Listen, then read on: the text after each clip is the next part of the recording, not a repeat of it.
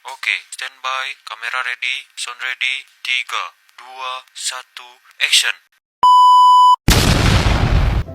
Assalamualaikum warahmatullahi wabarakatuh. Perkenalkan, nama saya Mutia Putri Damayanti, bernomor NIM 2307313 dari program studi logistik kelautan kelas LKB. Pada video kali ini saya akan membahas peraturan pemerintah Republik Indonesia nomor 60 tahun 2007 yang berkaitan langsung dengan mata kuliah Sistem Logistik Kelautan Nasional. Nah, sebelum kita memasuki pembahasan yang akan kita bahas mengenai peraturan pemerintah ini, aku akan ngejelasin dulu nih latar belakang dari peraturan pemerintah ini. Yang pertama itu, Indonesia kan memiliki kekayaan sumber daya ikan dan ekosistem perairan yang sangat tinggi. Namun, potensi ini terancam oleh eksploitasi berlebih, kerusakan habitat, serta kurang kelola yang berkelanjutan. Oleh karena itu, pemerintah menerbitkan Peraturan Pemerintah Nomor 60 Tahun 2007 tentang konservasi sumber daya ikan secara sistematis dengan tujuan menjaga keberlanjutan sumber daya ikan serta ekosistemnya demi kemakmuran rakyat dan pelestarian lingkungan. Jadi, yang akan saya bahas kali ini yaitu tentang Peraturan Pemerintah Republik Indonesia Nomor 60 Tahun 2007 tentang konservasi sumber daya ikan. Apa sih konservasi sumber daya ikan itu? Konservasi sumber daya ikan itu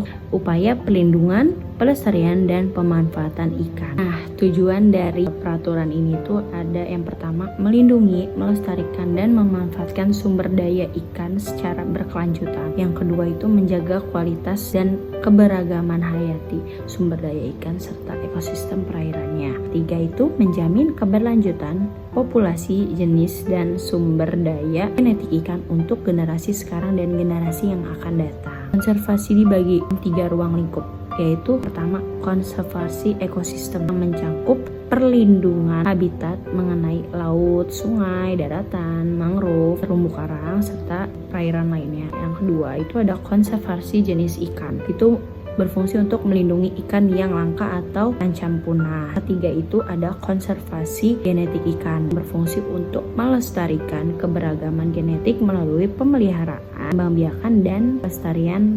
Selanjutnya itu ada prinsip konservasi dan asas konservasi. Prinsip konservasi itu harus terbukti ilmiah, kearifan lokal, pencegahan oversharing, pengelolaan berbasis masyarakat, pengembangan teknologi ramah lingkungan, dan yang terakhir itu pelindungan ekosistem dan genetik. Untuk asas dari konservasi sumber daya ikan ini, yang pertama itu ada manfaat, keadilan, kemitraan, pemerataan, keterpaduan, terbukaan, serta kelestarian yang berkelanjutan. Untuk pembahasan konservasi 3 tadi itu kan ada konservasi ekosistem, konservasi jenis ikan, serta konservasi genetik ikan.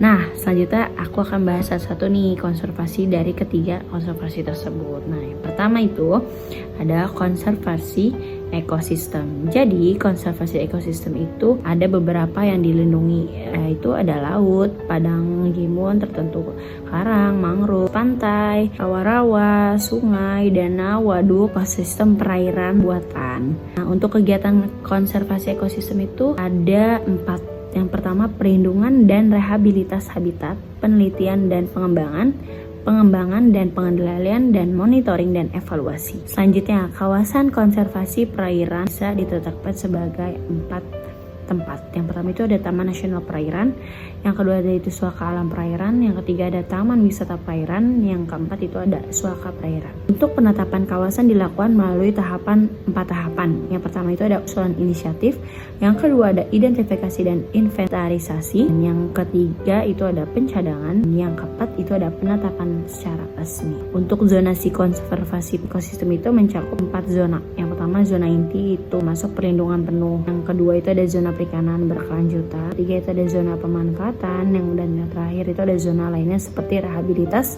perlindungan, dan sebagainya. Yang kedua nih, aku mau ngebahas konservasi jenis ikan.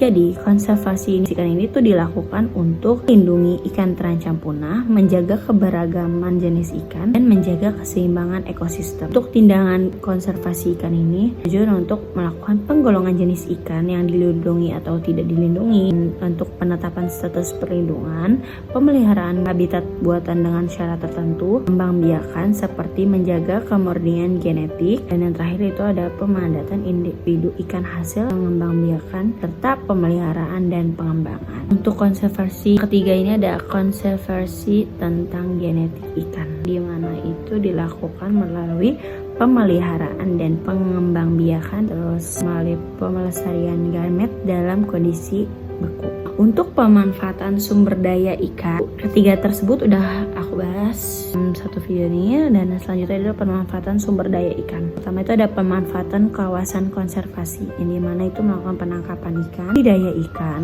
pariwisata perairan, serta pemeliharaan dan pendidikan. Yang kedua itu ada pemanfaatan jenis dan genetik ikan. Itu ada pengembangbiakan, perdagangan itu termasuk kayak ekspor impor dengan ketentuan khusus. Yang ketiga itu ada akuaria, ada pertukaran antar lembaga pemeliharaan untuk kesenangan suatu pihak tersebut.